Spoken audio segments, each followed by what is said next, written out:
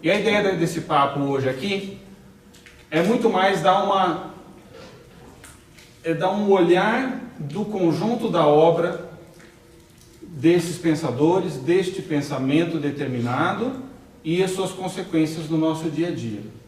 Eu vejo que hoje, e isso acontece muito comigo todos os dias, a gente entra no Facebook, você entra na sua timeline, você acessa um jornal, um periódico, e a gente vê um mundo de abundância de estímulos e de informações desencontradas. É tudo muito fragmentado.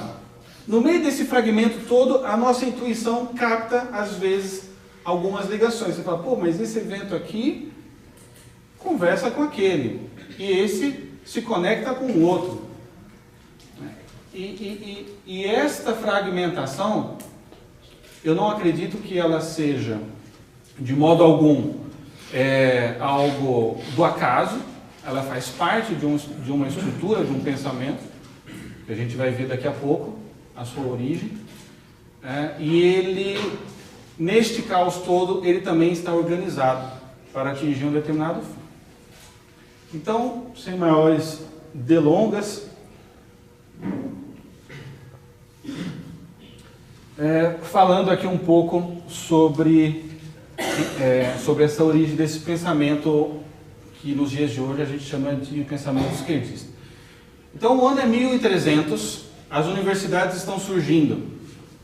As universidades, se por um lado elas foram uma grande invenção, e uma invenção completamente original, que nasceu na Europa cristã, ela também trouxe algum ônus para a história do homem.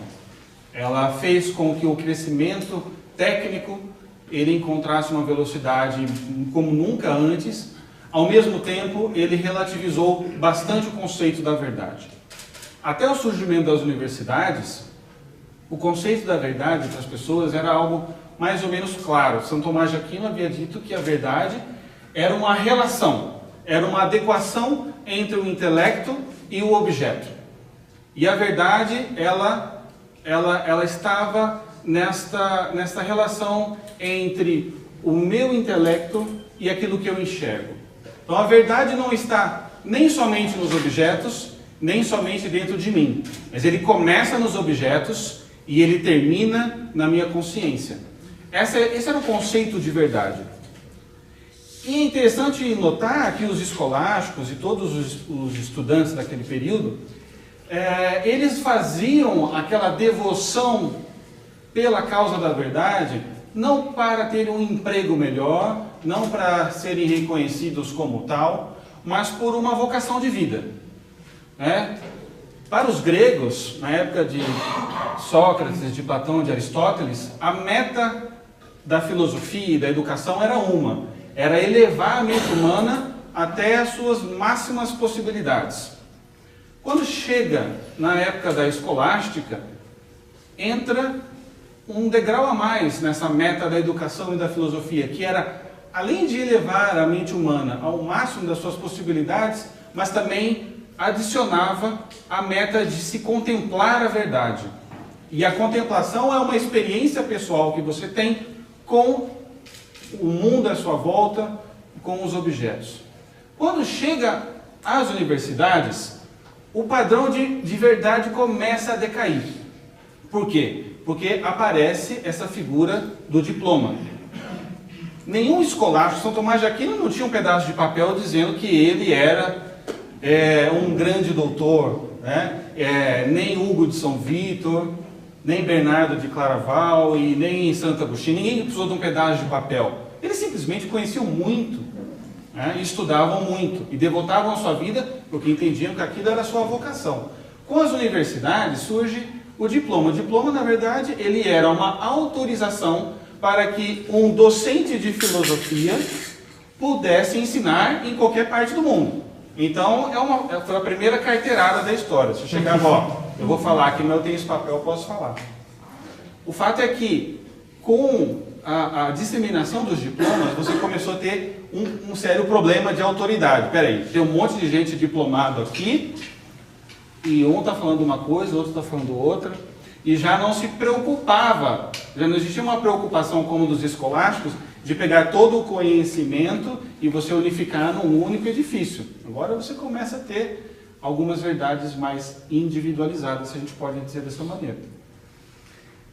E em 1500, a gente tem um período onde o conhecimento técnico ele se desgarra muito do conhecimento filosófico e intelectual. É a época das navegações, é a época onde a gente vai ter as descobertas ópticas com Galileu, a gente teve um pouco tempo atrás a descoberta do heliocentrismo com Copérnico, a gente vai ter, enfim, um momento aonde o resultado técnico, e que vinha muito também pelas universidades, ele começa a ofuscar a mente daquelas pessoas, e elas começam a achar que realmente o conhecimento técnico ele era o único conhecimento necessário para se conhecer a realidade e para se descrever a realidade.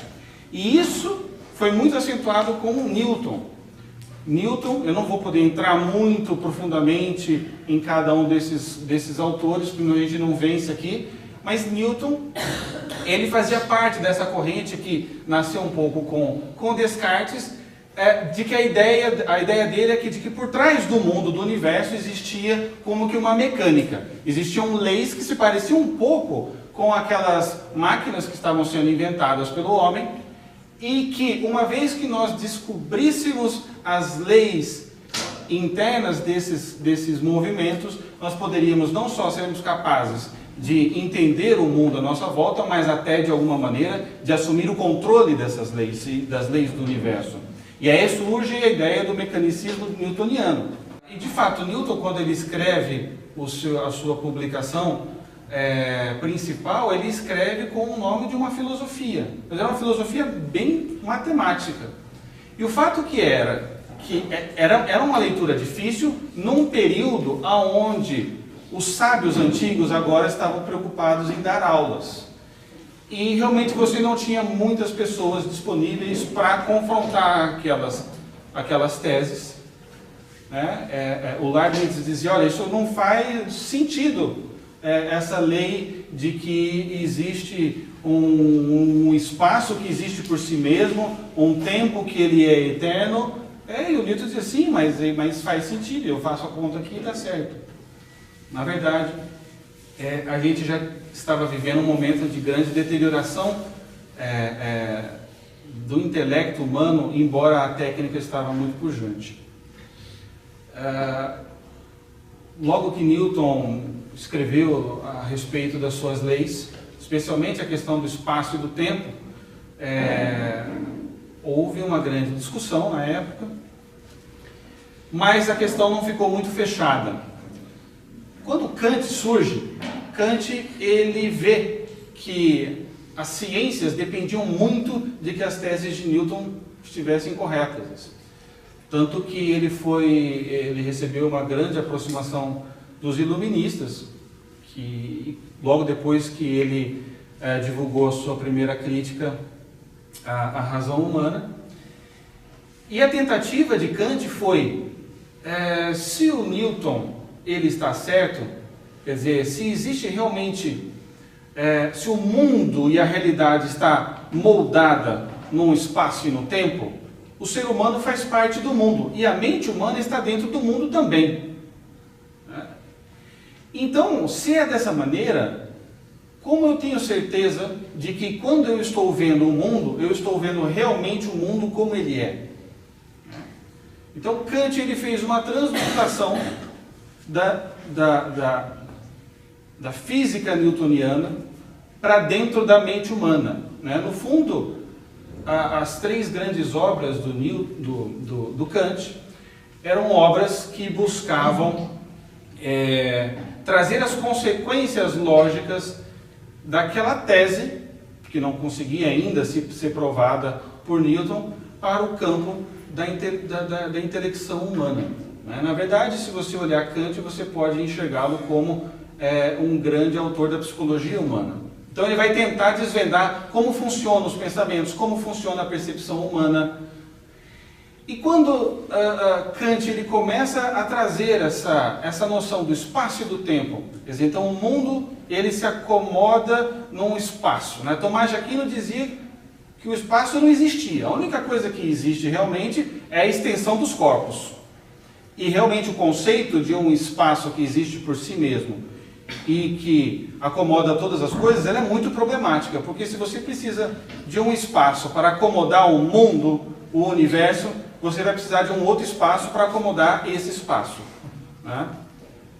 Então isso gerava um grande problema, mas ninguém estava enxergando isso. E Kant também não enxergou. Mas Kant chegou a uma certeza de que existia uma estruturação na mente humana similar à que o Newton tinha colocado na sua mecânica. Dentro da mente humana existia o espaço e o tempo, como num plano assim, cartesiano, e tudo que nós assimilávamos pelos nossos sentidos, especialmente pela nossa visão, quando entrava na nossa cabeça, eles entravam dentro desse plano cartesiano de espaço e de tempo. E assim, o conhecimento que nós tínhamos do mundo não era garantia de que batesse com a verdade. Não sei se está muito complicado, se tiver alguém pode levantar a mão aí também e a gente para e dá mais uma clarificada, né? O fato é que Kant, ele lançou essa sua primeira obra, chamada A Crítica da Razão Pura. E qual que era a conclusão do Kant? De que o homem, quando ele está fazendo o ato de cognoscer o mundo à sua volta, ele não tem como ter certeza de que o que ele estava captando pelos seus sentidos batia com a verdade. Então, isso ele colocou como a impossibilidade do homem conhecer o mundo a priori. Você só pode conhecer o mundo a posteriori, né? No fundo, Kant ele era um nominalista. Os nominalistas, eles eram um grupo de filósofos estudantes que não acreditavam na capacidade humana de fazer abstração. Para eles, tudo que o homem captava pelos sentidos entrava como imagens dentro da nossa cabeça. E Kant acreditava nisso também. Ele era um nominalista. Então, na hora que eu vejo um cachorro, segundo Kant, nada me garante que eu estou vendo o cachorro mesmo.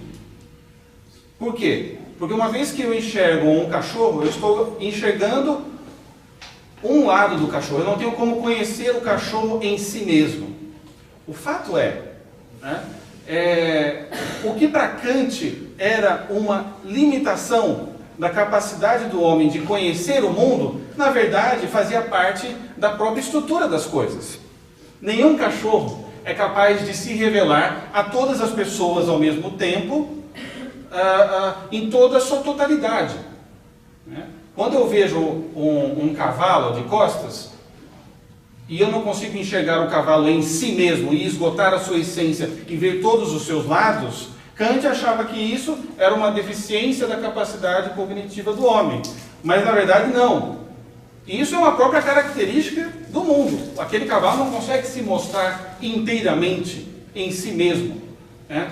Isso estava muito claro para os antigos, né? Quando Tomás de Aquino dizia que a verdade era uma adequação entre a inteligência e a realidade, ele não estava dizendo que era a completa igualdade entre a inteligência e o objeto. Tomás de Aquino dizia que o ser humano jamais seria capaz de esgotar o conhecimento da essência de uma mosca. E ele estava bem com isso. Isso não impediu ele de escrever as suas sumas, isso não impediu Aristóteles de escrever todos os seus livros, e nem Platão, o mundo do conhecimento intelectual caminhava muito bem. O problema é que houve uma pretensão anterior de que a mente humana pudesse abarcar tudo, através das leis mecânicas. E aqui então você tem uma grande decepção, porque segundo Kant, quando você olha um cavalo, um cachorro, você não consegue ter acesso ao objeto em si mesmo, você não consegue conhecer inteiramente. E essa crítica da razão pura, ela no fundo, ela dizia o seguinte, que a mente humana é como uma ilha. Então assim, você está dentro de uma ilha, você sabe que tem um mundo lá fora, mas que tem um oceano gigante na sua volta, você não consegue pular, você não consegue ter certeza do que tem lá para outro lado. quando ele lançou essa crítica, não causou muita coisa, mas ficou uma questão muito aberta. Algumas pessoas começaram a ler aquela crítica e dizer, olha, mas Kant, é interessante, tem muita lógica. Mas, como é que faz então para um homem poder agir? A gente, quando vê uma biografia de um grande santo, a gente vê que essa pessoa estava de acordo com aquilo que ele pensava. E aí vem a segunda crítica de Kant. Uma crítica que foi lançada um ano antes da Revolução Francesa, em 1788. Essa crítica chamava Crítica da Razão Prática. Nessa crítica, Kant dizia que se quando o homem está inteligindo, percebendo o mundo à sua volta, ele não tem como ter garantias de que aquilo que ele está aprendendo bate realmente com a realidade, quando o homem age, ele sim consegue ter contato com a realidade tal como ela é. Quando o homem ele age, ele tem o contato com um código moral. E para esta dicotomia, o Kant ele usava uma seguinte nomenclatura. Quando o homem ele age, ele tem acesso aos nômenos. Quando o homem intelege, ele tem acesso aos fenômenos. O que isso significa? O fenômeno é a realidade distorcida. O nômeno é a realidade tal qual ela é. Por que ele dizia isso? Porque no fundo, quando nós vamos ter uma ação moral, eu não vejo nada. Por exemplo, eu estou vendo que eu cheguei de uma viagem de 12 horas. Eu estou lá na fila da alfândega. E aí tem uma velhinha na minha frente que está muito devagar. Ela vai abaixar para pegar a bolsa, aí você fica, passo ela ou não passo? Ela não está me vendo, né? E aí você então, segundo Kant, é o momento onde você tem acesso a um código moral imediato. Você se vê diante de uma situação moral e você pode escolher uma coisa ou outra. E para Kant o homem não estava vendo nada, ele não estava vendo a realidade, não existe a escolha aqui voando para eu conseguir pegar pelos meus sentidos. Então ele dizia, no agir o homem tem acesso aos números, à realidade. E ele pode decidir agir de uma forma ou de outra. E por isso, quando o homem age, ele é livre. Essa teoria crítica da razão crítica, ela caiu perfeitamente para a Revolução Francesa, porque eles estavam justamente buscando libertar os homens da garra da fé, da garra da monarquia. Então, para você conseguir essa libertação, você precisava era agir, não pensar, né? Segundo Kant. Então, o resumo da ópera desta segunda, desse segundo juízo sobre a razão prática era do quê? Quando o homem pensa, ele não difere muito dos animais. Quando o homem age, ele se aproxima à categoria dos santos e dos anjos, né? O fato é que quando ele terminou de publicar, ficou uma grande questão, porque Kant havia dividido o homem ao meio. Tinha feito o homem com uma cabeça de bicho e mãos de santos. Então o homem, quando age, ele tem acesso à realidade tal qual ela é. E ele é livre e ele age moralmente. Ele pode escolher isso. Quando o homem pensa, ele está preso dentro dele mesmo. Então seria assim, quando você pensa, você está dentro da ilha. Quando você age, você pula para o oceano. Mas ficava a questão, peraí, mas como que um incapaz intelectualmente pode ser capaz de agir tão heroicamente? E aí surge o fechamento dessa psicologia humana do Kant, que é o julgamento, a crítica do julgamento. Nessa crítica, o Kant ele tenta fazer uma cola para juntar esses dois pedaços do homem que ele havia separado. E o que ele dizia? Ele dizia o seguinte, que quando o homem vai agir, ele não tem acesso ao mundo como tal, no momento em que ele está considerando aquela atividade. Apenas quando ele escolhe e age. Mas, o homem pode dar esse salto para a ação, sabendo que ele está fazendo algo bom, embora a razão não seja capaz de confirmar isso, porque o homem ele cria dentro do seu interior o que ele chama de julgamento reflexivo, que são três categorias, podemos dizer assim, que é a noção da beleza, do sublime e a noção da ordem. Então, o ser humano, dentro de si, ele tem noções do que é bonito, do que é feio. Ele vai construindo ao longo da sua vida noções do que é o sublime, do que é aquilo que é adorável, desejável, daquilo que é amável e daquilo que é detestável. E ele também vai construindo ao longo da sua vida uma ideia do que seja uma ordem e do que seja uma desordem. Então, quando você vai agir, você confere se aquela tua escolha se encaixa nessas três características da beleza, da sublimidade e da ordem. Então, nesse momento, Kant diz, pronto, fechou. Aqui eu consegui traçar, eu consegui salvar o Newton, salvei a ciência, ao mesmo tempo eu descobri como funciona a psicologia humana. Só que os discípulos de Kant, isso tudo aqui se chama o idealismo filosófico alemão. Os seguidores de Kant, aqueles que vieram das gerações seguintes, disseram, olha Kant, está muito bom, eu concordo com você, o homem não tem acesso ao mundo tal como ele o homem não é capaz de alcançar a verdade, mas ele é capaz de agir moralmente, então isso significa que quando o homem age, ele é mais nobre do que quando ele pensa. É claro que isso tem consequências até aos nossos dias de hoje. Hoje, quando a gente vê, por exemplo, quando a gente lê, por exemplo, o Saul Alinsky, a gente vê que aquilo é um manual de ativismo. Aquilo, no fundo, se apoia numa ideia de que o agir é a parte nobre, é a picanha do ser humano. É a parte premium do ser humano. E o inteligir é uma coisa um pouco perdida em si mesmo. E não só em Saul Alinsky, mas em muitas outras áreas. Logo depois de Kant, a gente vê o idealismo alemão seguindo as premissas e os pressupostos dados por Kant, como Fichte e Schelling. Eles vão desenvolver essa ideia, e a gente não vai entrar neles, porque não daria tempo aqui.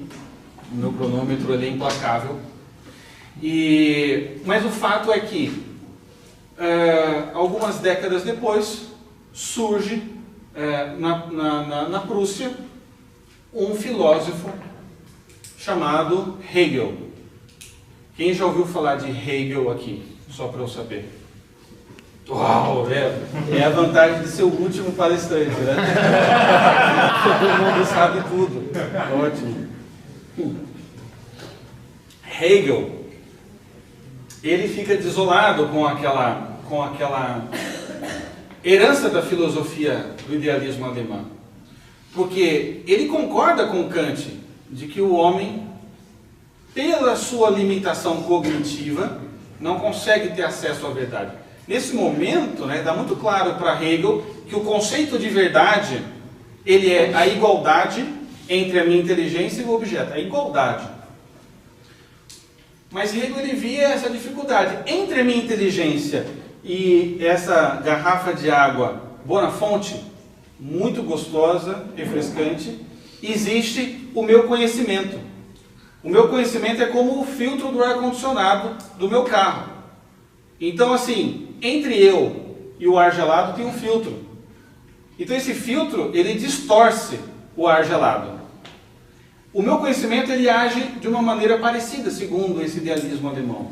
Quando eu vejo essa garrafa Bonafonte, na verdade, eu estou vendo o conhecimento da garrafa Bonafonte, não a garrafa Bonafonte em si. E isso geraria um grande problema, porque, no fundo, a consequência disso é de que a verdade não existe. Ou, se ela existe, eu não posso ter acesso a ela. Eu só tenho o agir moral. Lembrando, quando o homem pensa, ele é uma ilha. Quando ele age, ele se joga pela ilha. Como ele sabe para onde nadar? Porque ele cria dentro de si as categorias de beleza, de sublimidade e de ordem. Quando eu era criança, eu ia eu sou de Presidente Prudente, interior de São Paulo. E quando eu era muito pequeno, eu ia lá no Pruden Shopping. Lá todas as lojas são Pruden alguma coisa, né? Então tem o Pruden Tênis, tem o Pruden Sorvete, tem o Pruden Carros e tem o Pruden Shopping. E eu ia lá no Pruden Shopping e tinha um jogo lá chamado Afterburn, que era um jogo de caças de avião. E eu ficava louco para jogar aquilo. Era caro, mas a minha mãe financiava ali meio escondido e eu ia jogar lá. Eu gosto de trazer esse exemplo porque o que Kant havia terminado a sua vida dizendo é que quando o homem ele tenta agir, ele cria um simulador dentro de si mesmo para poder se orientar. Então é mais ou menos uma metáfora um pouco limitada, mas ela nos ajuda a entender. Então assim, eu sei voar, mas aonde que eu vou voar? Se eu não sei se existe avião. Ah, mas você constrói um simulador. Você constrói um simulador e aí você pode agir bem, né? Mas isso vem da alma. E Hegel ele não admite a hipótese de que a verdade não exista. Ele não admite. Então, como vocês todos já estudaram Hegel, vocês sabem que quando Hegel ele se viu diante desse problema, ele passou muito tempo estudando. Vale lembrar que Hegel ele nasceu num período onde as técnicas de editoração estavam bastante avançadas e ele vivia dentro da biblioteca. Ele estudava tudo. O fato é que ele estudou realmente o pensamento antigo, ele pulou os medievais e dedicou boa parte da vida dele com os filósofos modernos.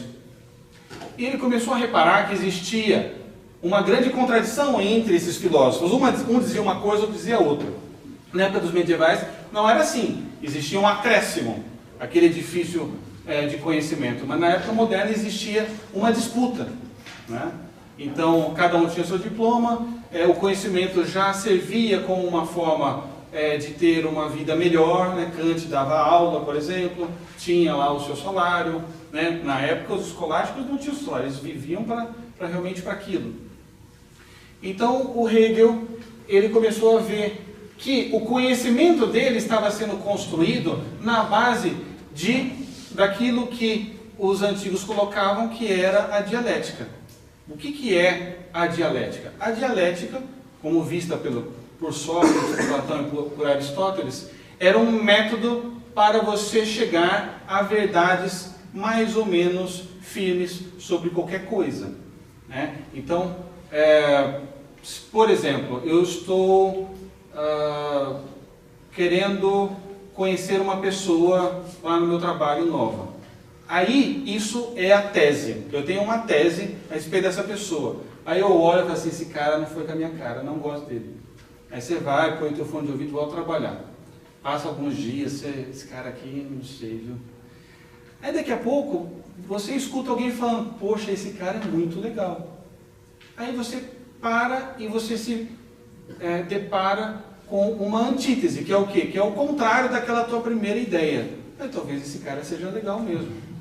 E aí você um dia vai lá no café, e aí você tromba com ele, e você fala, opa, tudo bom, tá frio, tá calor, onde você estava trabalhando antes mesmo? Legal, não sei o quê. A coisa entrosa. Então você chega numa síntese, e aí você vê que não era nem aquela tua tese, nem a tua síntese. Na verdade, tem um pouco dos dois. Esse cara é meio chato mesmo, mas ele não é mal, vai. Não vou julgá-lo, né? Então, para os antigos, esta era uma forma mais ou menos segura de você ter certeza sobre a realidade.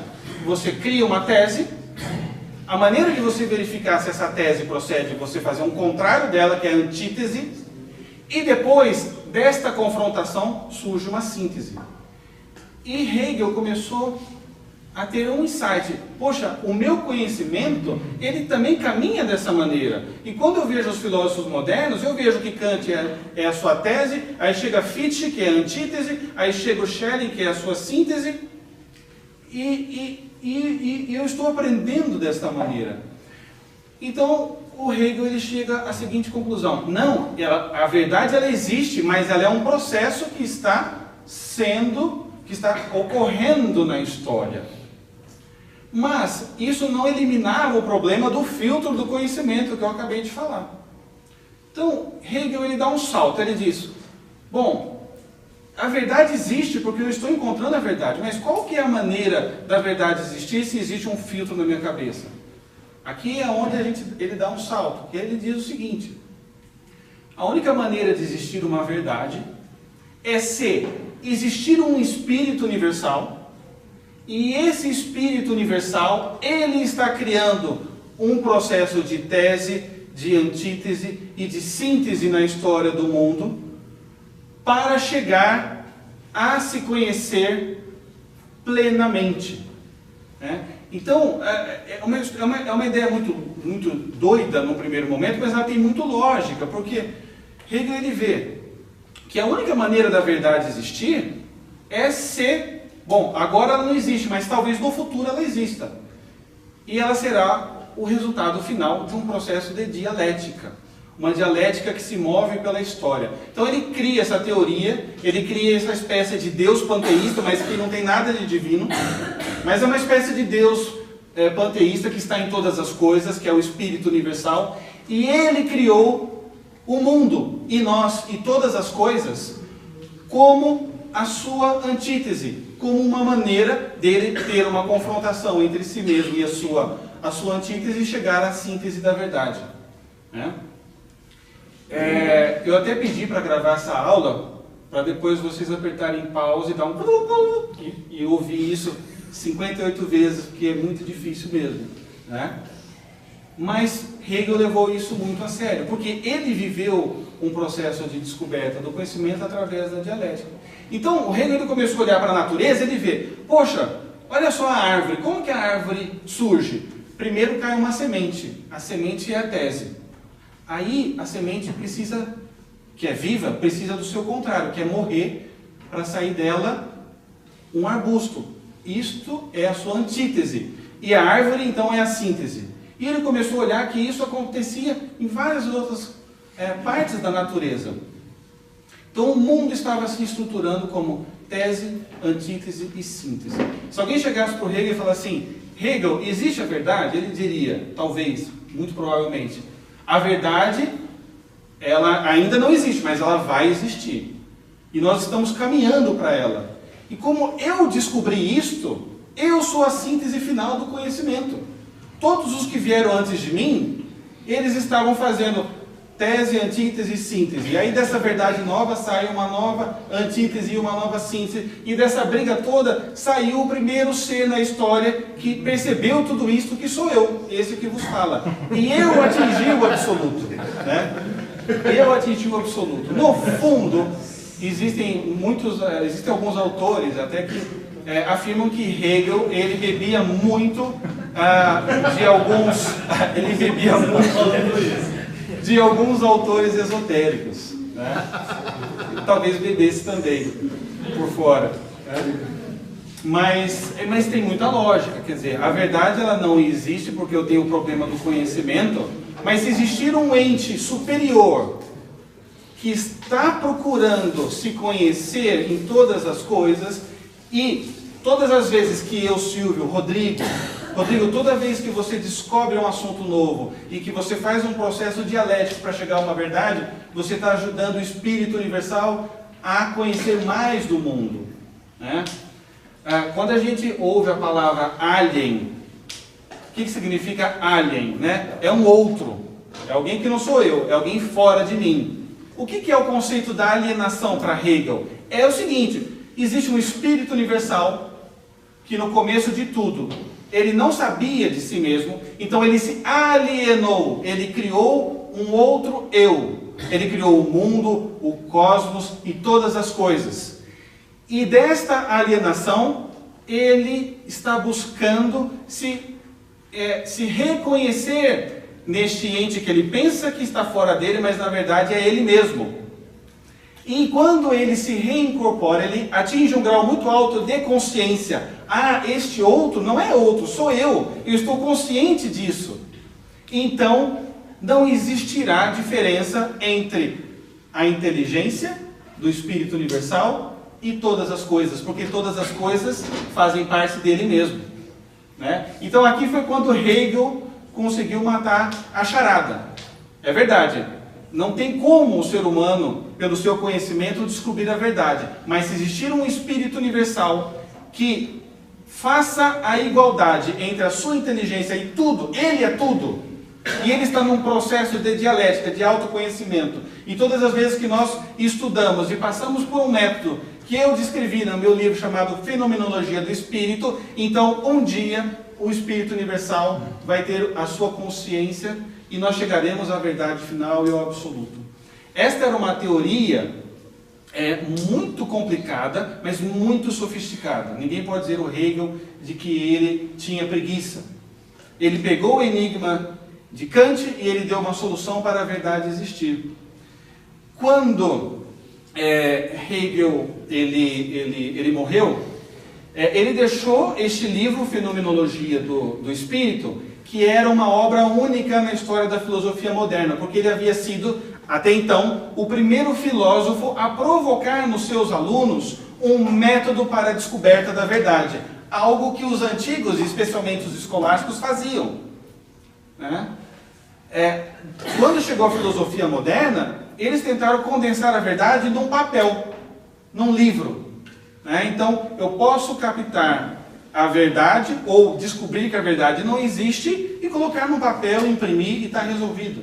Hegel ele diz que não, que para se chegar à verdade era necessário um processo de autoconsciência. E o seu livro era um método de ascese, que lembrava muito os livros dos escolares, especialmente o Opúsculo do Modo de Aprender de Hugo de São Vítor, que é um livrinho fascinante e é um livro muito mais simples e fácil e rápido do que a Fenomenologia do Espírito, e que ensinava os seus alunos a arte de meditar e de contemplar a verdade.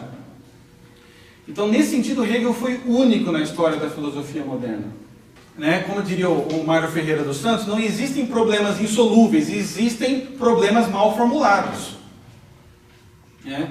E o problema da filosofia de Kant é que ele era realmente uma teoria mal formulada. Só que se você parte do pressuposto de que ele está certo, você vai chegar numa coisa doida como essa de Hegel. E os discípulos de Hegel, eles começaram, sabe o quê? Olha que interessante. Como Hegel dizia que ele era o ápice da síntese dessa tomada de consciência do Espírito Universal que agia na história, o príncipe da Prússia ficou muito contente, porque, pô, esse cara mora aqui, ó, pertinho de mim, eu conheço ele, gente. Olha aqui, ó, tirar uma selfie aqui, ó, Hegel, o cara, e, ó, da Prússia, gente, tá, brotherzão. Então é o seguinte, ó, se o Hegel, ele tá aqui na minha região, significa que também as minhas instituições são o suprassumo do intelecto do Espírito Universal, né? Não é à toa que o ensino compulsório nasceu ali, né? Porque existia uma certeza muito grande de que eles tinham, né, eles estavam no ápice do intelecto da história humana. Então vamos tratar de exportar todas as nossas instituições. E os alunos de Hegel começaram a receber financiamento estatal, uma espécie de lei Rouanet da época, né, para aprofundar a tese do Hegel em favor ali da Prússia. Acontece que os hegelianos eles se dividiram em duas facções. Uma facção de direita, que dizia que a história estava acabando ali mesmo, aquela era a síntese final, e existia aqueles que seguiam um dos furos da tese de Hegel, que dizia o seguinte: não, gente, ó, Hegel falou aquilo, mas ele é a síntese, mas depois da síntese pode vir uma nova antítese.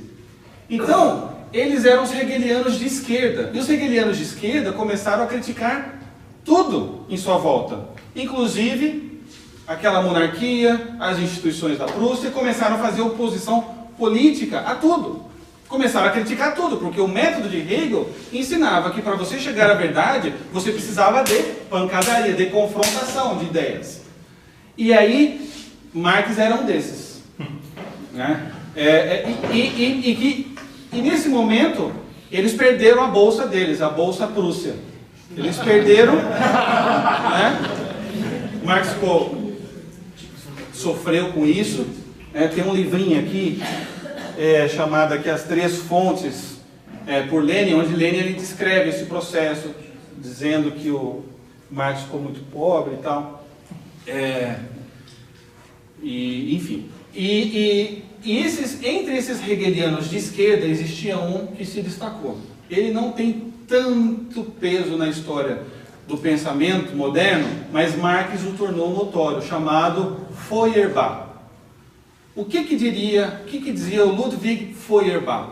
O Ludwig Feuerbach dizia o seguinte: olha, gente, está tudo certo, o Hegel é o cara, mas essa história de espírito universal, isso aí, ó, tá com nada. Não existe espírito universal.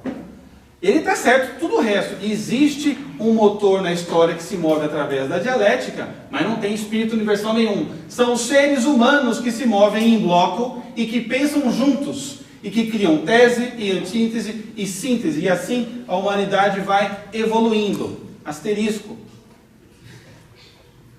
Quando a gente vê Charles Darwin dizendo sobre a questão da evolução, não foi ele que inventou isso, tá? Quem inventou isso foi Hegel.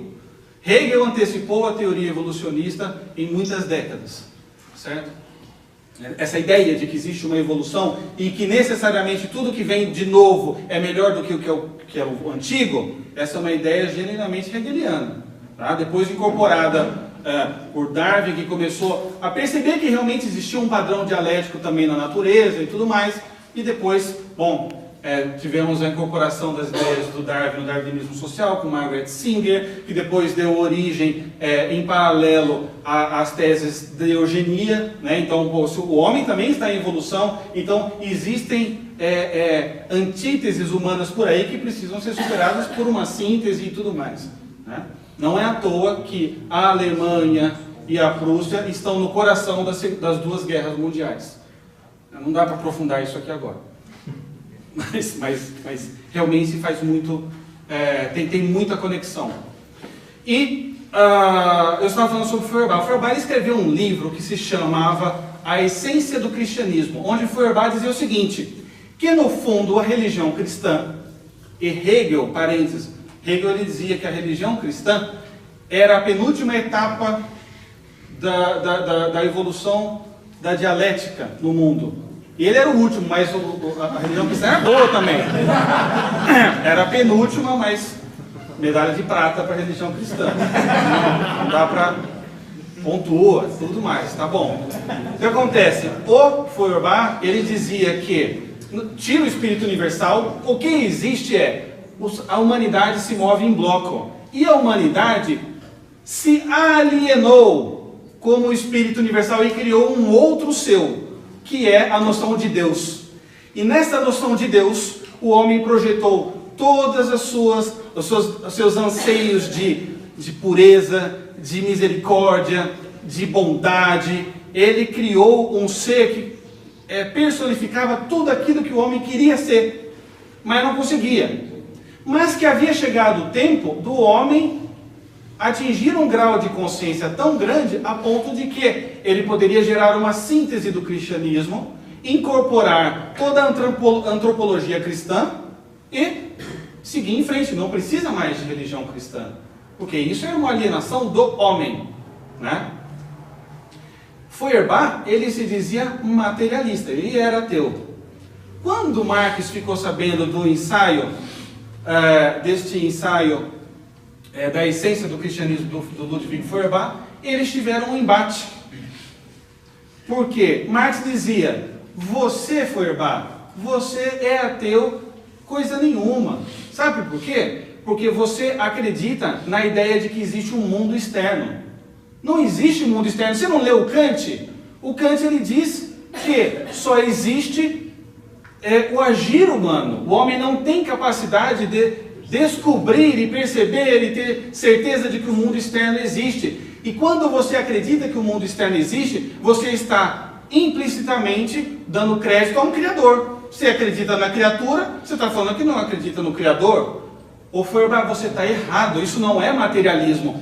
Eu sei o que é o materialismo. O materialismo, no fundo, é que não existe mundo externo. Só existe o agir, só existe a ação humana. Só é possível chegar à verdade, se é que ela existe, quando o homem age, não quando o homem pensa. E vocês, hegelianos de esquerda, vocês estão pensando demais. Chega de pensar. E quando o Marx ele começa a aprofundar essa crítica, asterisco, o Marx ele estudou praticamente 10 anos sobre Hegel. Então ele sabia do que ele estava falando, né? Antes do Marx ele publicar o Manifesto do Partido Comunista, ele tinha tido uma vida ativa de filósofo, né? Normalmente as pessoas pensam em Marx apenas como o escritor do Capital, né? Essa, na verdade, é a segunda fase do Marx. O Marx teve uma fase anterior, que foi uma fase de 10 anos estudando filosofia, levantando teses sobre Epicuro, e depois ele teve uma terceira fase, onde ele vai se debruçar na praxis contra a origem do capitalismo, que a gente vai deixar para a última parte, que já está chegando. E nesta segunda fase, o Marx havia realmente se debruçado sobre a economia. Tá? Ele passou a maior parte do tempo dele escrevendo o Capital. Ele nem terminou o Capital. Quem terminou foi o melhor amigo dele, o Engels. Mas nessa primeira fase, houve esse embate entre o Marx e o Feuerbach. E então ele disse: Feuerbach, você está errado. O meu materialismo histórico, dialético, é que é o verdadeiro, porque eu não acredito nem em Criador e nem em criatura, e nem em mundo externo. É aqui que Marx ele redefine o ser humano. Se até aquele momento ainda persistia alguma ideia, alguma concepção de que o ser humano ele era um animal racional, Marx ele vai dizer que não, que o homem não é um animal racional. O homem ele é um homo faber, ele é um animal que faz. Ele é um animal que produz instrumentos de trabalho. Por quê? O instrumento de trabalho ele é o agir do homem. Então, no fundo, o Marx ele ficou preso à ideia do Kant, e aí ele adicionou o componente dialético do Hegel, quando ele misturou o componente do não existe mundo exterior com a dialética de Hegel, mas sem o espírito, sem a ideia, sem o intelecto, onde ele enxergou que, no fundo, o motor da história é a luta de classes. Existe sim uma dialética que move o mundo, mas esta dialética que move o mundo, ela não é das ideias, ela é da luta entre senhor feudal e servo, entre aristocracia e camponês, entre burguês e trabalhador. Esta é a verdadeira dialética do mundo, é a dialética possível de nós realmente captarmos, porque ela é fruto do agir humano, né? Eu me lembro quando eu era adolescente, eu estudava para o vestibular a dialética materialista histórica de Marx, né? Eu não entendia nada. Eu fui entender faz alguns meses. Como é que o Marx chegou a essa conclusão agindo? Esse é um dos furos dele. No fundo, se você pegar a história intelectual do Marx, é um caso muito crasso de paralaxe cognitiva.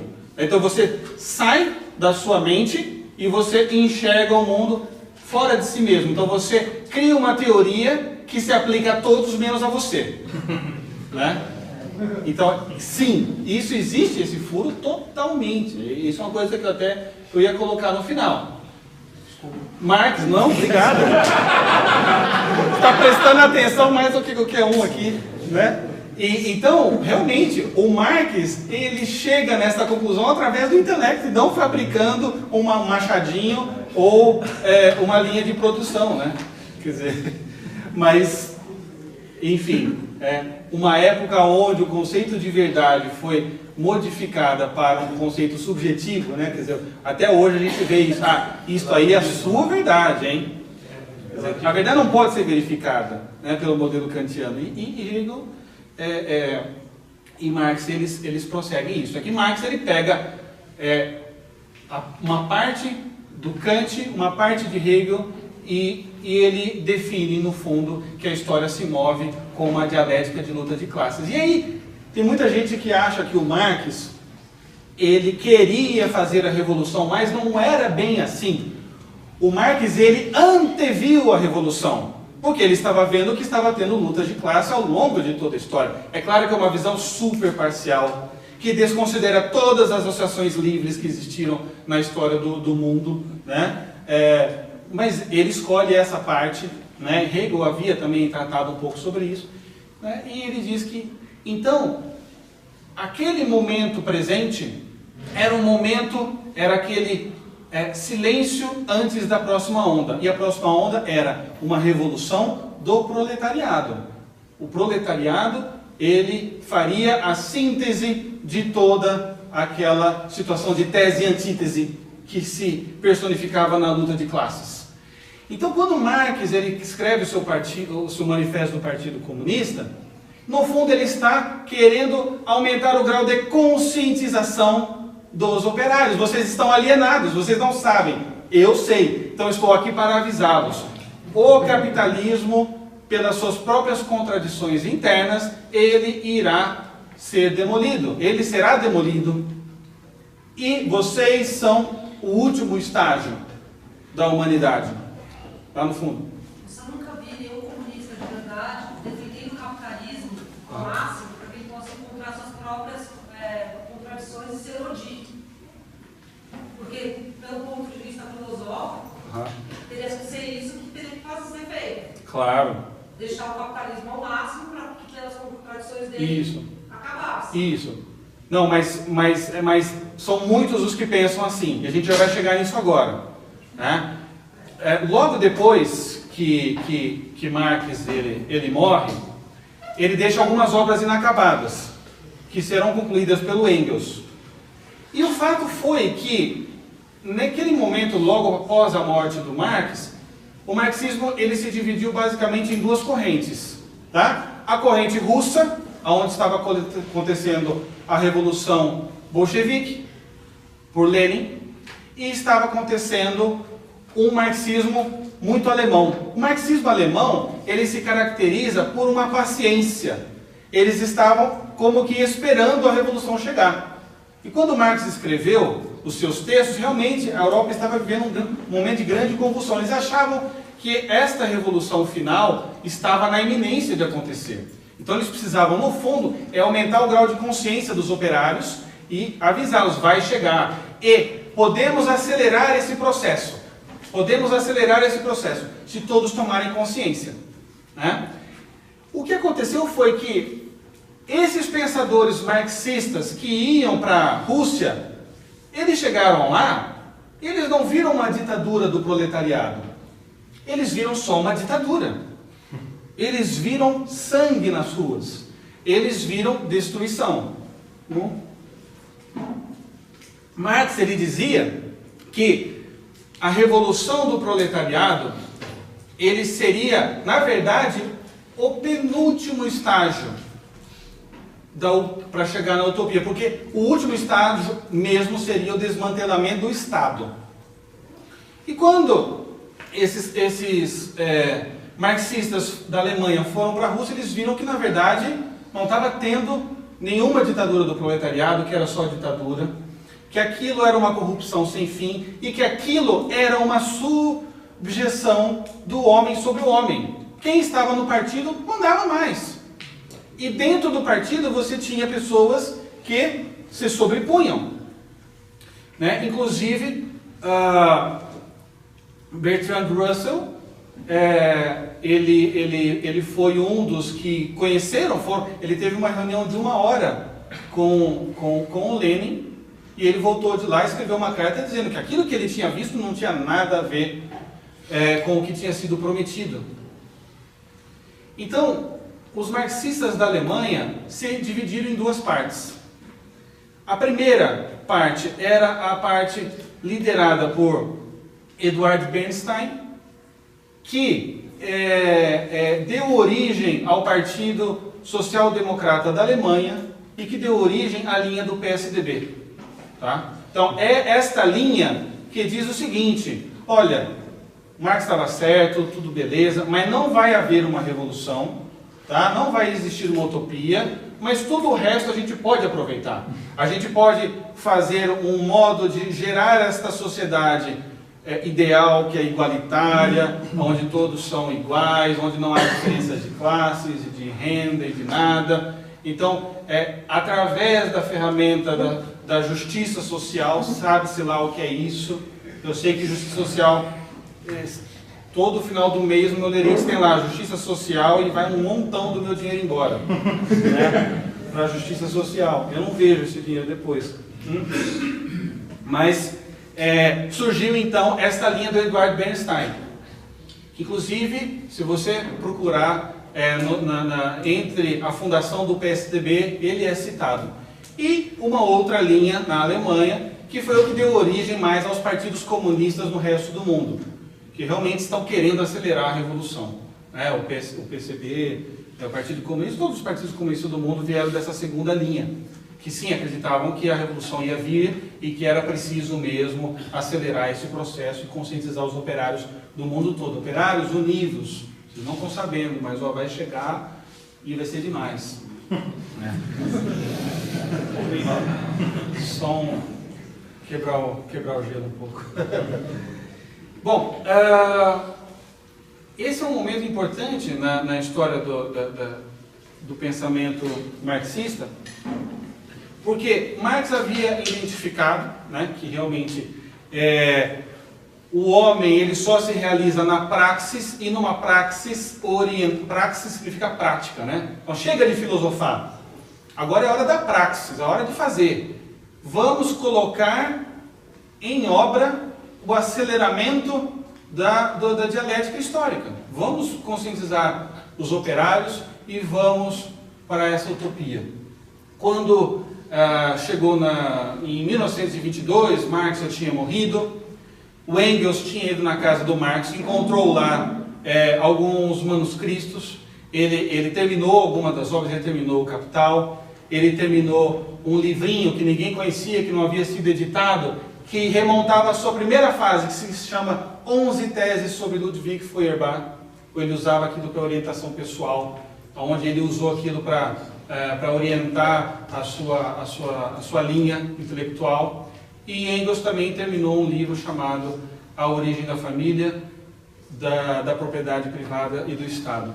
E em 1920 surge esta figura muito importante, chamada Felix Weil. O Felix Weil, ele era filho de um industrial alemão, que era dono de um distribuidor internacional de soja. De grãos. E numa das viagens, o pai do Felix Weil veio para a Argentina, e o Felix Weil nasceu ali na Argentina. Então ele era metade alemão, descendência, e metade argentino. Quando o Felix Weil ele volta para a Alemanha, ele se encontra com aquela situação, né? Então a utopia marxista é algo desejável, na Rússia não está dando certo, obviamente, né? Era uma época onde existia uma grande desilusão do marxismo por parte do braço russo, mas o braço alemão estava meio que dormente, mas estava vivo ainda. E o Alex Weil, ele convida todos os grandes pensadores marxistas daquela época para fazer uma série de congressos anuais. Essa série de congressos anuais, eles serviriam como um modo de se gerar um programa para a aceleração e implementação do marxismo tal como Marx desejava. Uma das pessoas que vieram falar nesse primeiro congresso foi um sujeito chamado Karl Korsch. O Karl Korsch, ele havia estudado e se debruçado muito na primeira fase e na última fase dos escritos de Karl Marx.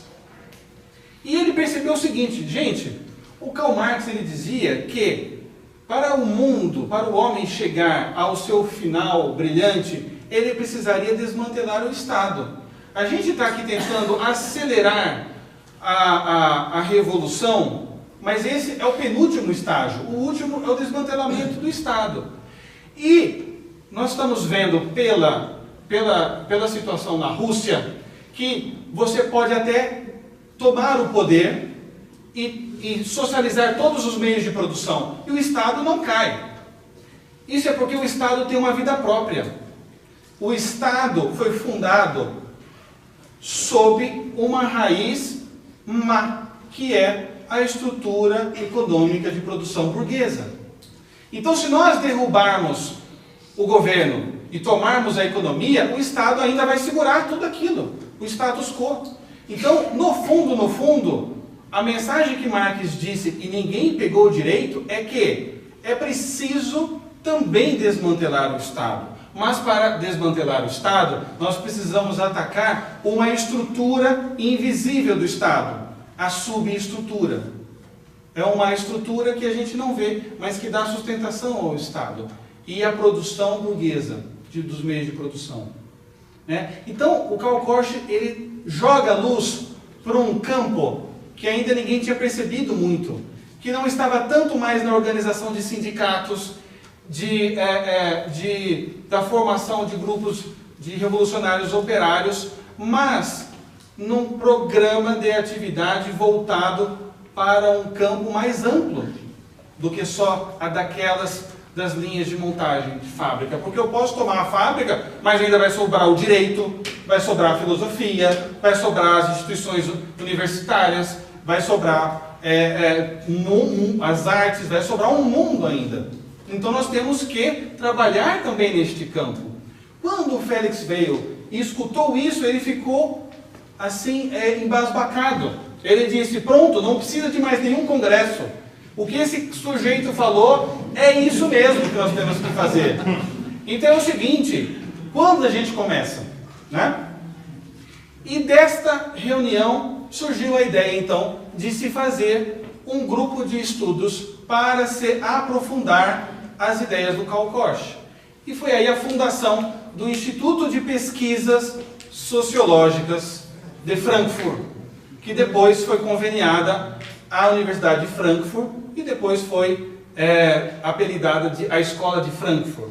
O Felix veio, ele tinha algum dinheiro, ele não era nenhum Bill Gates, mas ele fez um aporte inicial. Ele calculou o seguinte, então o professor, ele tem 12 salários por ano. Então, eu vou dar um aporte que é o correspondente a 60 anos de aula de um professor e vocês montam esse instituto. Com esse dinheiro, eles contrataram os primeiros professores, montaram uma biblioteca gigantesca sobre estudos marxistas e sociológicos e se iniciou a Escola de Frankfurt. Nesse primeiro momento, a Escola de Frankfurt tinha um problema, porque a maior parte dos seus professores, eles não tinham diplomações e titularizações que o governo exigia. Então, muitos estudavam enquanto davam aula, E então houve uma primeira fase onde o diretor da Escola de Frankfurt, ele era um bom marxista, mas ele acreditava mais na linha da espera, vamos esperar, Ele não acreditava tanto no programa do Karl Korsch. Quando esse professor ele se aposentou, entrou esse sujeito chamado Max Horkheimer. Quem que era Max Horkheimer? Era um amigo do Karl Korsch e que dividia todas as ideias do Karl Korsch, de que sim, nós precisamos mesmo atacar o Estado. A gente vai chegando na última parte da nossa conversa, eu peço que vocês assim deem esse último respiro, realmente para captar essas ideias, porque elas são muito importantes. O Max Horkheimer, ele começou a se debruçar sobre o problema do Karl Korsch, de que existia uma subestrutura abaixo, invisível, operando no sistema burguês, e de que, no fundo, este Estado, que era o Estado que precisava ser desmantelado, ele se erguia dessa subestrutura. E ele chegou a uma conclusão de que o Estado, ele se mantinha de pé, porque por baixo do Estado existia uma cultura que foi construída ao longo dos séculos e dos milênios sobre um modo de pensar burguês, capitalista.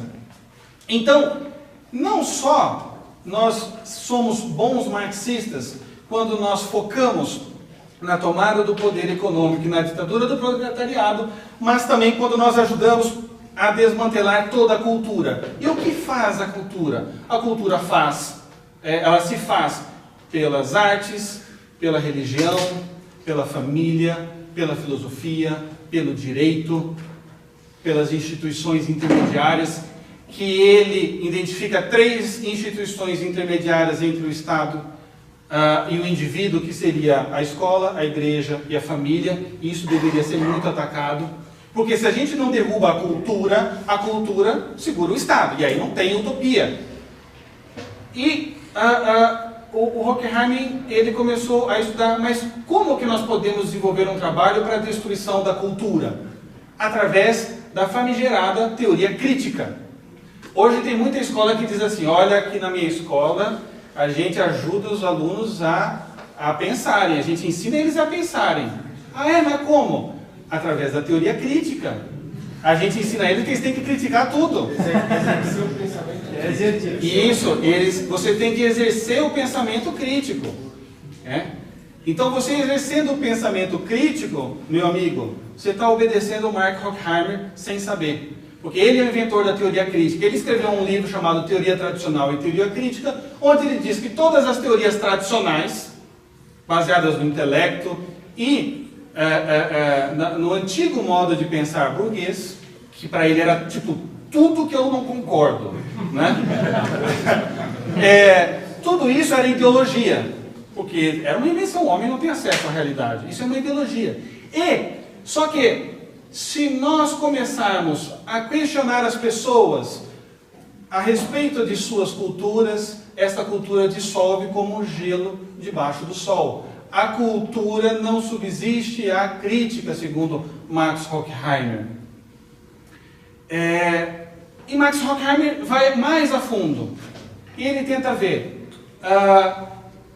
qual a melhor maneira de exercer a teoria crítica, né? Ele começa a enxergar que, no fundo, o que segura o Estado é a cultura. O que segura a cultura são todas as instituições, todo o legado antigo, e por baixo disso tudo existia o que ele chamava de autoridade.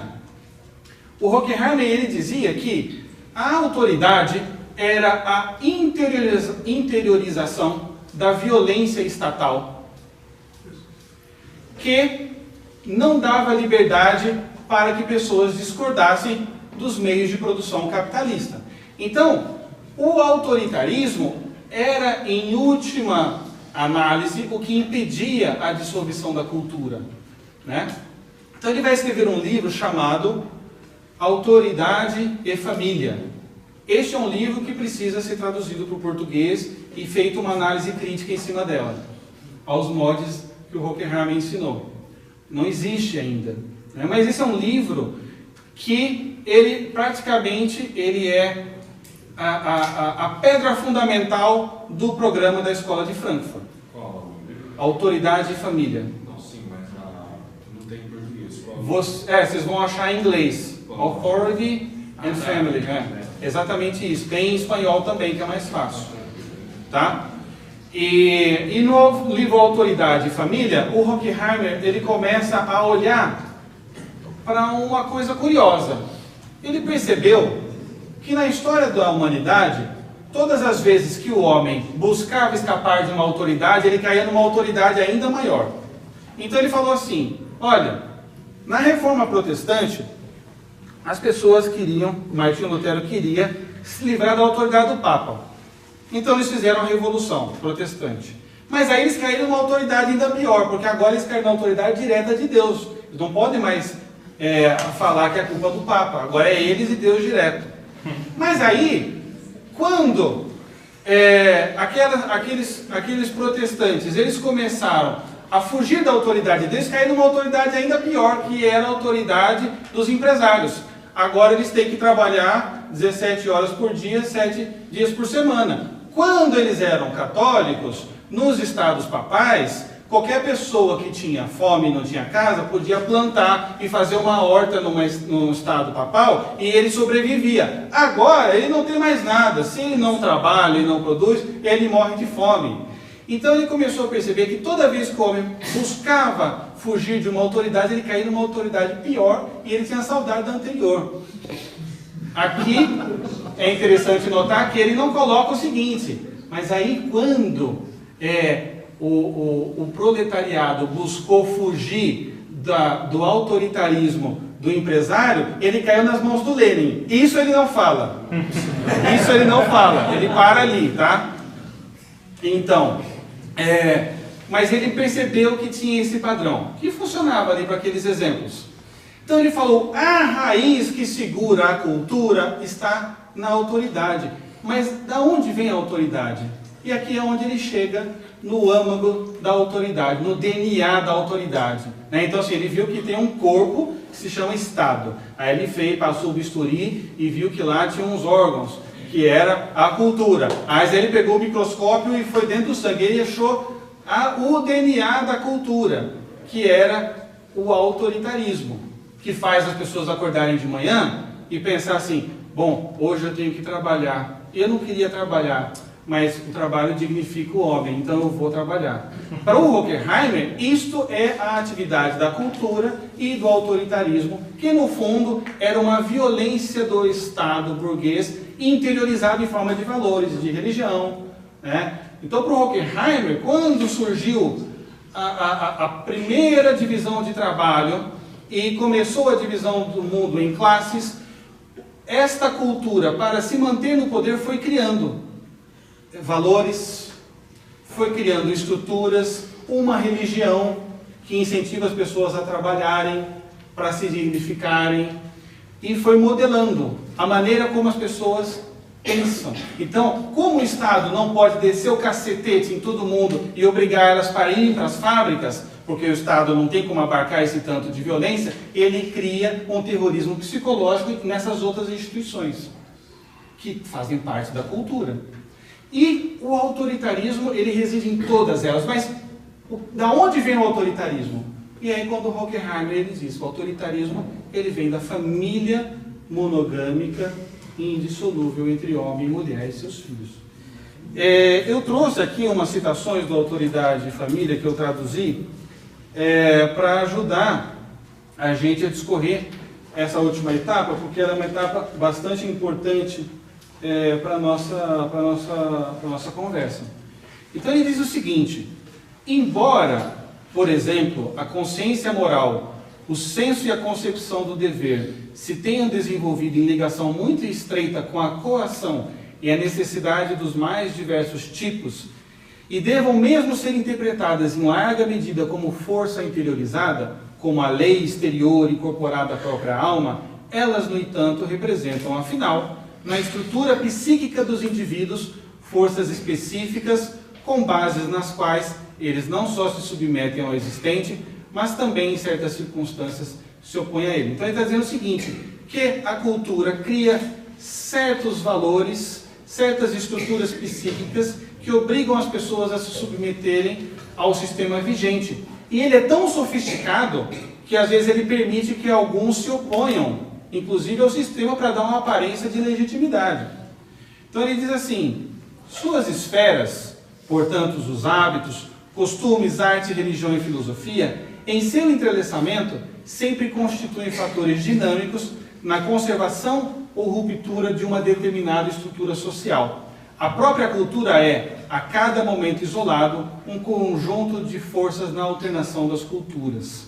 Né? Então aqui ele está dizendo que os hábitos, os costumes, a arte, a religião e a filosofia, entrelaçados, eles constituem fatores de conservação dinâmica. Então eles vão mudando, mas é uma mudança que engana as pessoas e faz que elas fiquem sempre dentro daquele quadrado ali e impeçam elas de se revoltarem contra o sistema.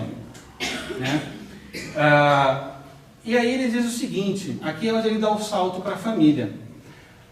E é onde ele fala aqui que às vezes essa violência interiorizada que te obriga a agir de um jeito que você no fundo não quer, ele permite que você se oponha a ele para dar ar de legitimidade, também dentro do casamento. Então ele diz assim, a associação entre ternura e sexualidade é historicamente condicionada e não é de forma alguma um processo original e natural ao homem. Assim como a amizade e a fidelidade se tornaram natural ao homem. Eles estão entre os elementos que atuam sobre um determinado papel em certos contextos de desenvolvimento social. Ou seja, a ternura entre um homem e uma mulher no ato sexual, isto é um condicionamento psicológico. Isto é uma invenção da ideologia burguesa para fazer com que o homem submeta a esposa e a escravize. Então ele finge a opressão com um ar de ternura que não é natural ao homem para mantê-la escrava, para mantê-la refém da sua opressão. Isso pode nos assustar, tá? Mas é o que muita gente pensa, concorda e propaga, certo? E aqui ele dá um salto, então, para esse campo da autoridade nascendo dentro da família. E ele diz o seguinte: ele, o pai, quem é pai aqui? Estou falando para vocês, ó. Ele, o pai, é o senhor da casa, porque ele ganha o dinheiro, ou pelo menos o possui. Ou seja, vocês exercem uma submissão em suas esposas e em seus filhos, porque vocês têm o dinheiro e vocês têm a força física. Se eles se opuserem, eles vão ficar pobres, vão morar na rua e vão passar fome, né? E ele diz o seguinte: o que isso gera? Um desespero da mulher e das crianças, a privação de qualquer felicidade na vida, a exploração material e física consequente da hegemonia econômica da figura paterna, do pai, tem esmagado a humanidade nos últimos séculos, mas não menos do que na antiguidade, exceto por alguns períodos e regiões muito limitados, né? Então, a exploração material e física na família, ela é real, ela é produzida pelo patriarcado. Quem já ouviu falar nisso? O patriarcado e o matriarcado. Esse é o momento onde isso ganha mais força na história, esta ideia. E ele vai desenvolvendo. Eu deixei todas as citações para o final, porque assim, é onde a maior parte das pessoas não acreditam, né? Então vamos lendo aqui. E ele diz assim, ó: o mundo espiritual em que a criança cresce em consequência de tamanha dependência, bem como a forma como ele imagina as pessoas do mundo real, seus sonhos e desejos, suas ideias e julgamentos, são todos dominados pelo pensamento do poder de dominação do homem sobre o homem, de comando e obediência. Então assim, a criança, quando ela nasce, e ela vê que ela nasceu numa casa que tem uma mãe que é ótima e um pai que detém o dinheiro e a força física, e exige obediência, e às vezes a mulher está em complô contra a criança e exige: ó, obedece seu pai, moleque, né? E dá um pescotapa no menino, né? Ele entende que é assim que funciona o mundo, onde uns dominam sobre os outros, onde os fortes dominam sobre os fracos, onde aquele que detém o dinheiro oprime aquele que não tem. E ele continua: a educação na família é sem dúvida a preparação mais eficiente para tal tipo de redenção da vontade individual. Ou seja, a educação familiar, ele é um mal para a criança, porque ele está ensinando a criança a baixar a cabeça para o pai e para a mãe, a ter responsabilidade, a querer arranjar um trabalho. Ó, meu moleque, você estuda, você tem que ser alguém na vida, e se você não for, eu vou te chutar aqui de casa, você vai engraxar sapato, hein? Então você estuda que você vai ter que arranjar um trabalho. Então assim, desde criança que o menininho está pensando: nossa, realmente eu preciso me preparar para ser produtivo. Então ele diz assim: enquanto não houver uma mudança decisiva na estrutura básica da vida social na cultura moderna, a família continuará a exercitar sua função indispensável de produção de personalidades especificamente orientadas para o autoritarismo. Então, todo filho de pai e de mãe monogâmicos, indissolúveis, né? E se for cristão, então é levado à 10ª potência, estão gerando cidadãos que têm vontades rendidas e tipos que estão orientados para se submeter ao autoritarismo e, óbvio, nunca se rebelar. E aí não vai ter revolução nunca. Ou a gente ataca isso, ou esqueça, não tem como destruir a cultura e o Estado. E aí ele termina assim: através do autoritarismo do pai, os seres humanos que já estão dirigidos para buscar os erros dentro de si mesmo e não na estrutura social. Então você dá um castigo no teu filho, ele vai pensar assim: poxa, como eu sou ruim, poxa, não vou comer a balinha, eu preciso melhorar. Isso, ao longo dos anos, segundo o Horkheimer, vai condicionando a criança a jamais tentar encontrar os erros da sociedade. E isso mantém o status quo. Não é muito interessante o pensamento? Vocês podem dar risada, mas não podem dizer que esse cara aqui não é sofisticado. Vamos? Algum segundo você já se procurou para tentar explicar essa loucura? Sim. No final a gente vai ter umas vacinas aqui. Ó. Posso só deixar as perguntas para o final, só porque aqui tem gente que precisa ir embora e eu preciso dar o sprint aqui. Só um pouquinho, tá bom? Então, ele diz assim, o pai tem direito que a criança submeta a sua força, blá blá blá blá blá, vou pular aqui algumas citações. E olha só como ele é esperto, ele diz o seguinte, ó, todos os movimentos políticos e morais e religiosos sérios que tiveram como meta fortalecer a sociedade, viram claramente a função social da família. E viram a necessidade de fortalecer a família com todas as suas hipóteses. Ele sabe que a base da sociedade depende da família. Né? E ele diz, como que eles agiam, fortalecendo a família? Então, tomando medidas como proibir o comércio sexual extraconjugal, que para ele é óbvio que é ruim, né? Em estimular a propaganda e em procriar, em ter filhos, né? Esse pessoal que quer fortalecer a família e a sociedade quer ter filhos e quer educar os filhos. Vejam vocês, né? Que absurdo, né? E aí ele termina dizendo o seguinte: a mulher, ao se submeter ao casamento monogâmico, também está se submetendo à autoridade. E aí, exatamente por isso, a vida sexual do homem e da mulher se rodeia em secretos diante de suas crianças. E o filho é obrigado a experimentar uma ternura para com a mãe, aonde se proíbe da maneira mais rigorosa qualquer sexualidade. Então, o que ele está dizendo aqui? Que a ternura é ideologia capitalista.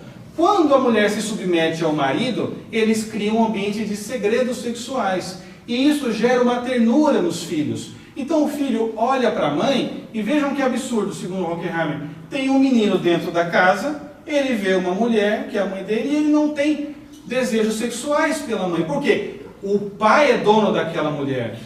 Então, existe uma cultura de ternura dentro de casa entre os filhos, para com as mães, para com a mãe, para com os irmãos, que é uma violência interiorizada do sistema de produção vigente, aonde os homens dominam as mulheres. E aqui é onde ele traz, então, a ideia do matriarcado. Na verdade, a ideia do matriarcado não é dele. Essa ideia do matriarcado foi desenvolvida na primeira fase de produção filosófica do Marx, quando ele viu que existia realmente uma relação entre a origem do Estado burguês e a família, e na última fase. Ele deixou escrito, o Marx, um livro que foi terminado por Engels, chamado A Origem da Família, da Propriedade Privada e do Estado. E lá, o Horkheimer vai buscar as bases para este programa da Escola de Frankfurt. A Escola de Frankfurt, isso é importante que fique claro, é mais marxista do que Marx. Mas muito mais. Por quê? Porque eles voltaram às bases hegelianas de Marx e trouxeram as bases hegelianas para todas as esferas humanas. E aqui o Horkheimer cita o Marx e o Engels e diz o seguinte, né? Isso aqui foi originalmente escrito no livro A Ideologia Alemã, do Marx com Engels. A primeira divisão do trabalho é a que se faz entre homem e mulher para a procriação dos filhos, né? E aqui ele diz: a monogamia nasceu da concentração de grandes riquezas nas mesmas mãos, as de um homem, e do desejo de transmitir essas riquezas por herança aos filhos deste homem, excluídos os filhos de qualquer outro. Aqui ele cita de novo o Engels e o Marx. Esta foi a experiência mais decisiva da história humana, né? Então, de onde surgiu essa ideia? O Marx, no fim da vida dele, ele já tinha intuído lá na primeira fase da vida dele que existia alguma conexão entre sociedade burguesa e a família fundada no casamento entre homem e mulher e seus filhos. E no fim da vida dele, ele escuta falar do trabalho de um cara chamado Lewis Morgan. Lewis Morgan ele escreveu um livro chamado The Ancient Society, onde ele descreve certos hábitos entre uma população de índios norte-americanas que só se explicavam por uma origem aonde existia o matriarcado, aonde existia a seguinte estrutura social familiar. Não existia casamento, as mulheres tinham relações sexuais com todos os homens, as mulheres sabiam quem eram seus filhos, mas os homens não sabiam quem eram seus filhos. Conforme o tempo foi passando e a agricultura foi se desenvolvendo, os homens saíam para trabalhar na agricultura e começaram então a armazenar grandes riquezas da agricultura. E eles pensaram que eles precisavam deixar aquela riqueza toda nas mãos de um herdeiro, mas eu não sei quem que é o meu filho. Então aqui houve a primeira divisão de trabalho e a primeira opressão, segundo o Marx lendo o Lewis Morgan. O homem criou o casamento para sequestrar aquela mulher, saber de quem era o filho, ter certeza que aquele filho era seu e deixar uma herança para assim o sistema de produção seguir adiante. Tá? Gente, isso é só uma ideia de um escritor norte-americano. Esta ideia dele, não existem relatos antropológicos sérios que tragam evidências de que houve sequer algum dia na história humana onde existiu tal sociedade. O Aristóteles foi professor do Alexandre o Grande. Quando o Alexandre o Grande começou o seu projeto de conquista do mundo, o Aristóteles pediu para o Alexandre: vai me mandando tudo que você está conhecendo dessas culturas. Então o Aristóteles, ele percebe que a origem de todas as sociedades se dá por uma família que tem sucesso, uma família que tem mais virtude, que se mantém unida, que dá proteção para os outros. Então dessa primeira família surge uma comunidade, dessa comunidade sai uma vila, dali sai uma cidade e dali sai um estado. Isso sempre foi a ideia comum a respeito, né? Mas o Morgan ele traz essa hipótese. O Morgan nem traz uma prova, assim, olha, eu vi que era assim. Era uma tese que fazia sentido para aqueles cacuetes daqueles índios norte-americanos. E o Marx, quando lê isso, ele fala: eu sabia, eu estava certo, a minha intuição estava correta. Houve um momento da humanidade que não tinha divisão de classes sociais, em que não existia divisão de trabalho, em que não existia opressão, né? E essa era a fase matriarcal. E o Max Horkheimer resgata e dá luz a este pensamento, né? Dizendo que realmente essa foi a experiência mais decisiva da história humana. E aqui ele diz, terminando: ela, a mãe e a irmã, nesse sistema, tem direito a sentimentos puros. Existe uma separação forçada pela mãe e muito mais pelo pai. Na medida em que a mulher se dobra sob a lei da família patriarcal, aumenta o autoritarismo. Ou seja, o autoritarismo, ele cresce toda vez que uma família se fortalece, toda vez que a família se afasta do modelo matriarcal, o autoritarismo, toda vez que ele se afasta, o autoritarismo cresce. Toda vez que ele se aproxima, o autoritarismo desaparece, né? Então, o Horkheimer, ele não traça assim, um programa do que fazer, mas ele identificou o DNA do problema todo, segundo toda essa lógica, né? Os discípulos e seguidores da Escola de Frankfurt são aqueles que vão desenvolver essas ideias. O Foucault, o Sartre, o Alterman e muitos outros, né? Isso foi mais ou menos 1930. Em 1950 começam as primeiras teorias dos direitos reprodutivos e da mulher, na maneira como a gente vê hoje, né? Toda a ideia da emancipação feminina, de que ela tem que sair de casa mesmo, de que as crianças precisam ser educadas cada vez mais cedo, em tempo integral, compulsoriamente, querendo o pai ou não, né? Todas as ideias a respeito, por exemplo, a gente vê que o divórcio, ele foi implementado no Ocidente, não foi assim, com grandes disparidades, a coisa foi mais ou menos uniforme, mais ou menos junto. Então, todo este fomento, ele é um fruto direto da escola de Frankfurt e desse texto da autoridade da família. Tá? O que é muito curioso é que o último parágrafo desse livro do Horkheimer, para a gente já encerrar, se refere justamente ao tema da educação. Da educação que a gente está enfrentando hoje, né? Do ensino ideologizado. O que ele diz?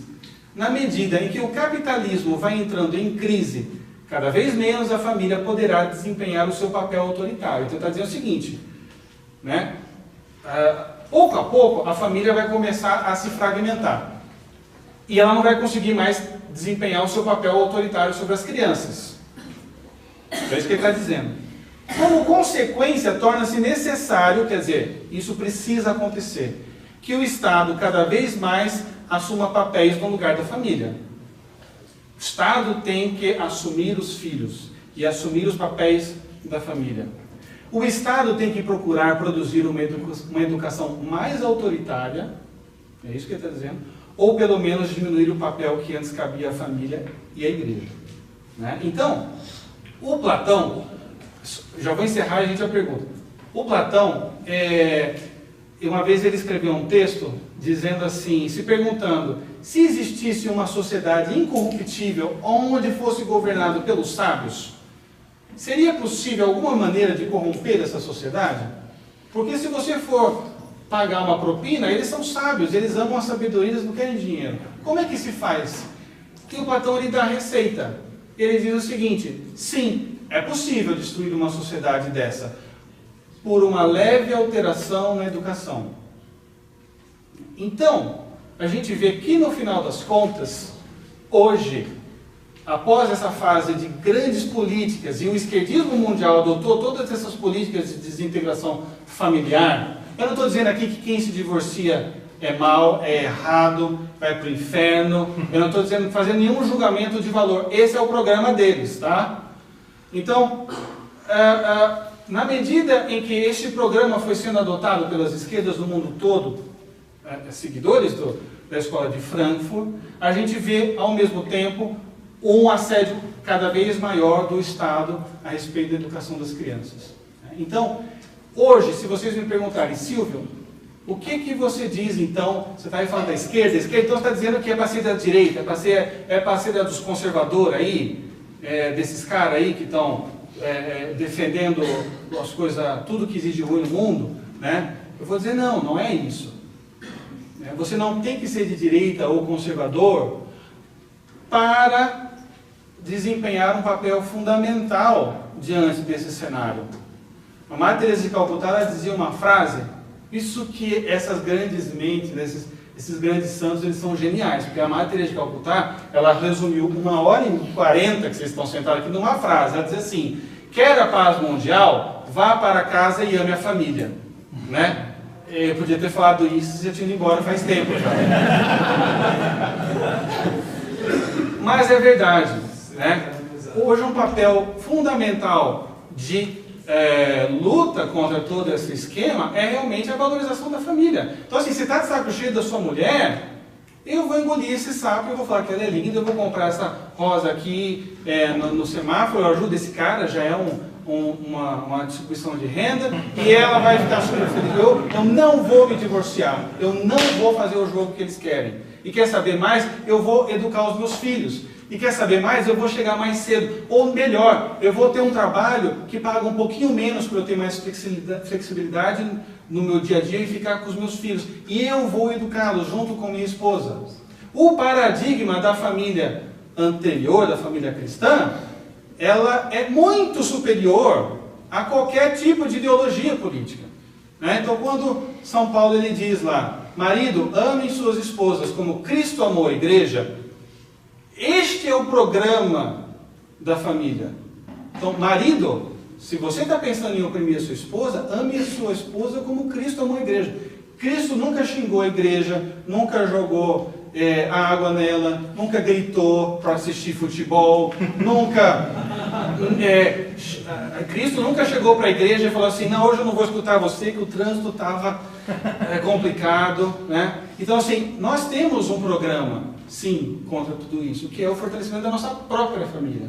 E depois das famílias circundantes, e depois da educação. Então, por isso esse projeto também da escola sem partido é fundamental, porque hoje tem muitas famílias que dependem do Estado para educar os seus filhos. Então nós não podemos permitir que o Estado faça levagem cerebral e ideológica e que ensine o meu filho a teoria crítica num processo que na verdade gera walking deads, né, zumbis. Porque quando você expõe uma criança durante 10, 15, 20 anos ao sistema da teoria crítica, ele fica realmente um zumbizinho. Porque você fala que isso é verdade, depois você fala que aquilo não é verdade, depois você fala que aquilo é verdade, depois você fala que aquilo não é verdade. E você ensina ele a criticar tudo. Então, você tem que criticar tudo. Critica o político, critica a família, a igreja, critica tudo, tudo, tudo. E se você critica tudo, é porque realmente não existe nada defensável.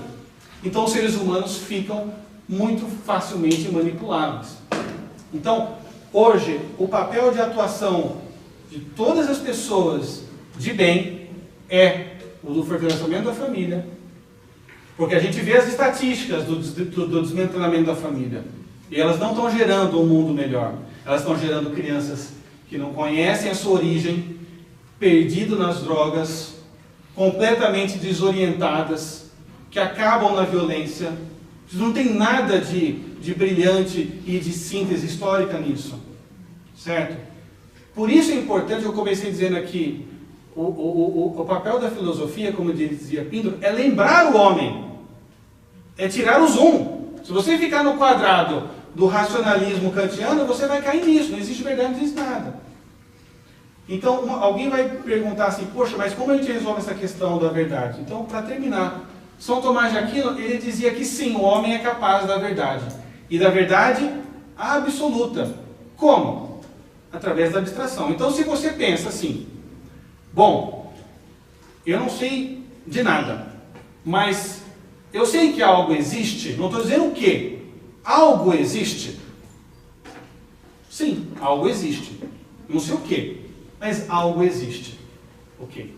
Este algo que existe, ele tem movimento. Se ele não tem movimento, se mata. Porque você também não vai morrer, não existe movimento. Então você pode se matar, mas também não precisa se matar. Porque não sei se algo existe, então eu já estou me anulando. E depois nada se move, então não vai acontecer nada comigo. E em terceiro ponto, se eu tenho certeza de que algo existe e de que algo se move, eu sei que a verdade é possível ao homem. E aí eu posso chegar a uma metafísica onde eu vou procurar quem é que fez esse primeiro movimento. Que Aristóteles chamava do motor imóvel. Se existe um movimento no universo, quem fez o movimento anterior, ele foi movimentado por alguém. Quem fez o movimento anterior foi movimentado por... Então, tem que existir um primeiro motor. E esse primeiro motor não pode ser corporal. Porque se eu bato e gero um movimento, eu tenho uma reação contrária. Então, o primeiro motor tem que ser espiritual. Então, aqui eu consigo um programa de estudo para pensar na verdade, para contemplar a verdade e para daí, de cima para baixo, chegar a conclusões mais específicas, que hoje o mundo faz exatamente o contrário. Ele analisa o átomo e tenta explicar o mundo do átomo. Os antigos faziam exatamente o contrário. Eles enxergavam a verdade e aí eles desciam. Então, gente, eu queria agradecer vocês pela paciência, pelo comportamento espetacular. Vocês obedeceram ao meu autoritarismo aqui esse tempo todo, né? Eu ia jogar água aqui e vamos lá, a gente, não sei, são 10h06.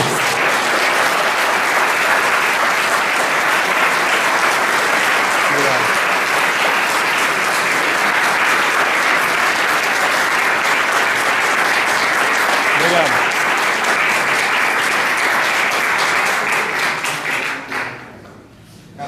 10h06.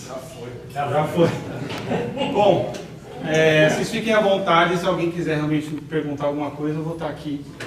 Tem um livrinho tem um livro?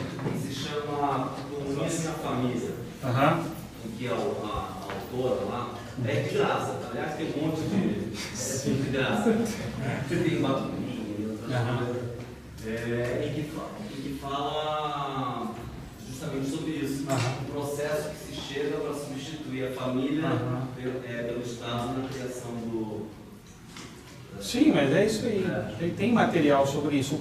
O problema é que a gente vê as coisas muito fragmentadas, a gente não tem essa coordenação geral. Eu trouxe aqui para vocês, para quem ficou desesperado, tem alguns livros aqui que eu sugiro. Roger Scruton, Pensadores da Nova Esquerda. Tá? Ele leu todos e trouxe um resumo de bandeja para vocês. Certo? E também trouxe refutações. O Hegel dizia que o mundo se move numa estrutura de inteligência que ela se move através da dialética. Para o Hegel só existe, a única estrutura mental humana é a dialética. Então tem um livro aqui, Aristóteles em Nova Perspectiva, que mostra que a psicologia humana, na verdade, não é só dialética. Ela também é poética, ela é retórica e ela é analítica também. A filosofia de Hegel, ela é rasa. Aristóteles em Nova Perspectiva. Tem um outro livrinho aqui que é muito pouco conhecido para aqueles que ficaram um pouco incomodados com a questão na parte da religião, que chama Fé, Verdade e Tolerância, que aonde o cardeal Ratzinger ele vai contextualizar todas as correntes do idealismo alemão com as questões de fé, da tolerância, do cristianismo muito atual, pouco conhecido, tá certo? E o Roger Scruton tem esse livro que todo mundo já viu, né? Como ser um conservador, onde ele vai explicar todas as linhas do conservadorismo. E depois, esse outro que é o Poder Global, a Religião Universal, do Juan Cláudio Sanahurra, que também é bem farto de documentação. Tá certo? Aqui é um pequeno programa, para quem se interessar, pode começar por aqui. Beleza.